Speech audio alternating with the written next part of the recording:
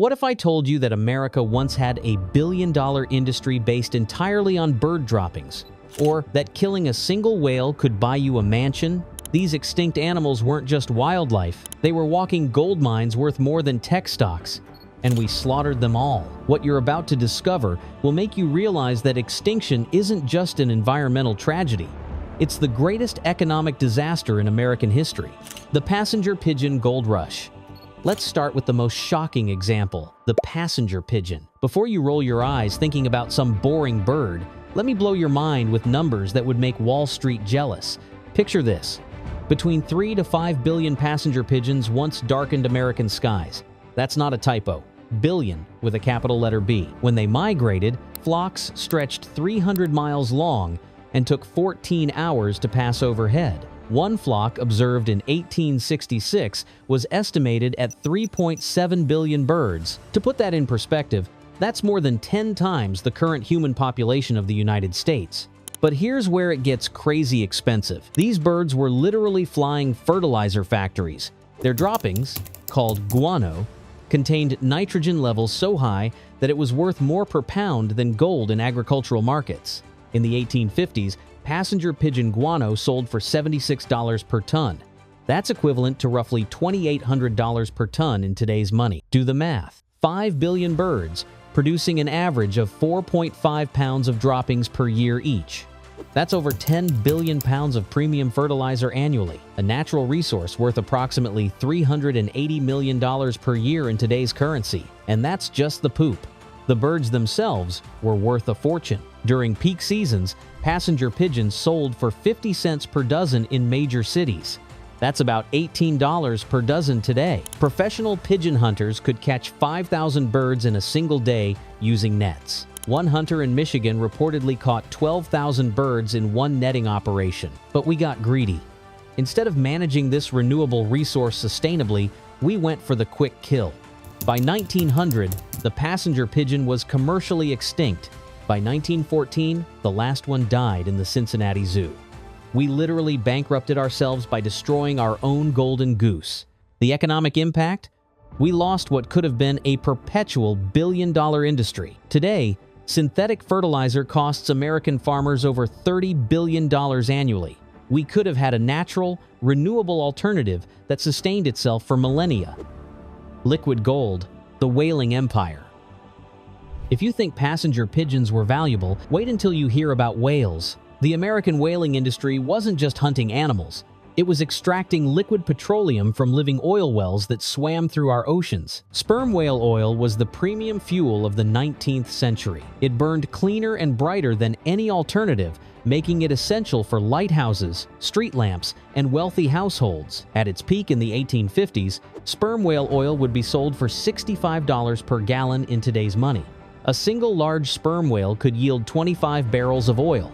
That's 1,050 gallons worth approximately $68,250 in modern currency. But that was just the oil. The spermaceti in their heads, a waxy substance used for premium candles, sold for even more. High-quality spermaceti candles would cost $73 per candle today. The whalebone industry was even more lucrative. Baleen from right whales was used for corset stays, umbrella ribs, and fishing rods. During peak demand, whalebone sold for $5.50 per pound. That's $202 per pound today. A single large right whale could yield 3,000 pounds of baleen, worth over $600,000 in current dollars. The numbers were staggering. In 1846, the American whaling fleet consisted of 735 vessels worth $21 million.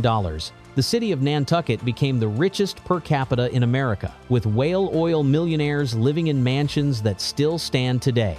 New Bedford, Massachusetts, was the whaling capital of the world. At its peak, it was home to 400 whaling ships and the wealthiest city per capita in America.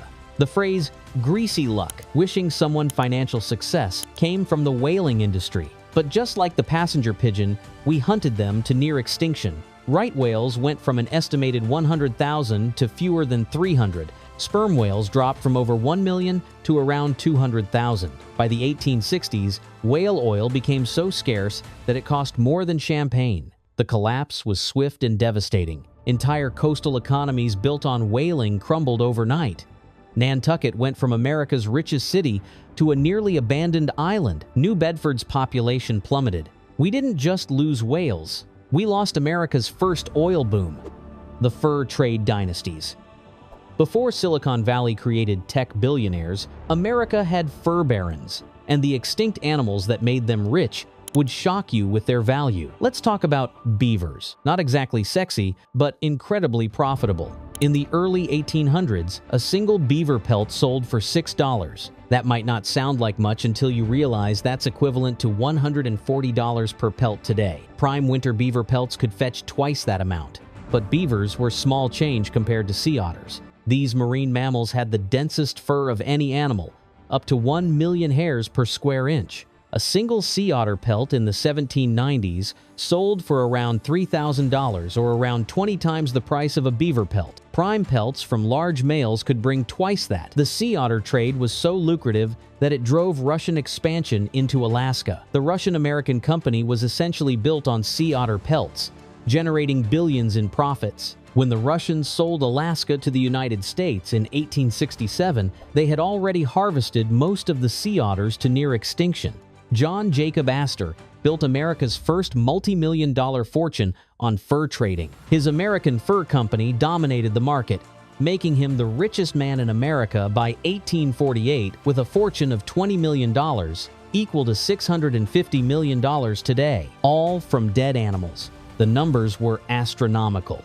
In peak years, the North American fur trade generated over $65 million annually.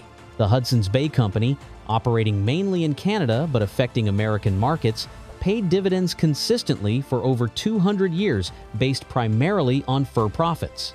But here's the tragedy. We killed the golden goose again. Sea otters went from an estimated 300,000 to fewer than 2,000 by 1900. Beavers dropped from 60 million to around 100,000. The American Fur Company collapsed when there were simply no more animals left to trap. What we lost: the modern economics. Now here's where this gets really depressing for your wallet. Let's talk about what sustainable management of these species could have meant for modern America. If we had managed passenger pigeons sustainably, harvesting maybe 10% of the population annually instead of 100%, we could still have a billion-dollar organic fertilizer industry today. With current organic farming trends, passenger pigeon guano could easily command $5,000 per ton. Even a managed population of 500 million birds could generate $11 billion in fertilizer annually. The whaling industry, if managed sustainably, could have evolved into modern biotechnology. Whale oil's unique properties made it irreplaceable for certain precision instruments. The U.S. military continued buying whale oil for specialized equipment until 1999 because no synthetic alternative matched its performance. A sustainable whale oil industry could be worth hundreds of millions today in specialized applications. But the real loss is in missed opportunities. These extinct animals represented renewable resources that could have generated wealth indefinitely. Instead, we chose short-term profits over long-term prosperity. Consider this: the passenger pigeon population could have sustained harvesting 100 million birds annually forever. At today's organic poultry prices, about $15 per bird, that's $1.5 billion in annual revenue in perpetuity. We traded infinity for maybe 50 years of profits. The fur trade could have been even more valuable today with modern fashion and luxury markets. Sea otter fur, if available, would likely sell for $50,000 plus per pelt to luxury fashion houses. Even a small, sustainable population of 10,000 sea otters could support harvesting 500 pelts annually. That's $25 million per year just from one species. The billion-dollar lesson. Here's the harsh economic reality. Extinction isn't just an environmental tragedy. It's the worst business decision in American history. We literally threw away renewable billion-dollar industries for short-term profits. The passenger pigeon alone represented a resource that could have generated over $2 billion annually in today's economy through combined meat, feather, and fertilizer sales. Sustainably managed whaling could still be worth hundreds of millions. The fur trade could be a luxury market worth billions. Instead, we chose the economic equivalent of burning down factories to heat our homes for one winter. We traded sustainable wealth generation for quick cash and left future generations holding the bill. But here's the most infuriating part. We're making the same mistakes today. Bluefin tuna sells for up to $3 million per fish at auction, but we're fishing them to extinction instead of farming them sustainably. We're repeating the passenger pigeon disaster in real time. The lesson isn't just environmental, it's economic. Extinction is the ultimate market failure. When you drive your resource base to zero, your industry dies with it. Those whaling towns didn't just lose some boats, they lost entire economies built over generations. The price of extinction. We killed America's natural ATM machines. Passenger pigeons worth $2 billion annually. Whales worth millions each. Sea otters worth $50,000 per pelt. Gone. Forever. Think you're smarter than our greedy ancestors? Prove it. Like and subscribe to see which billion-dollar species you're helping wipe out today.